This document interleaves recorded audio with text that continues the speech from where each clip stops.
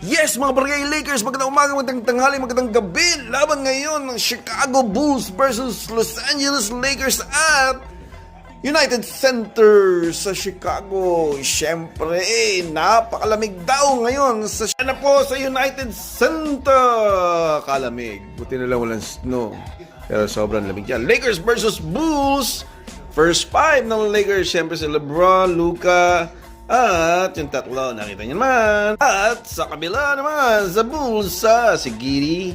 Wala si Giddey. Si Kobe White. Yeah! Ayan na po. Jump ball na. Tingnan natin kung sino makakuha ng bola. Lakers ba o Bulls? Ready na ba kayo? Please comment, like, share. Just mga brother, subscribe kayo sa YouTube at follow sa Facebook. Thank you po sa mga nanonood at nagsishare. Ready na ba kayo? Yan na po, si Luka nakakuha. Thank you po sa inyo lahat manood.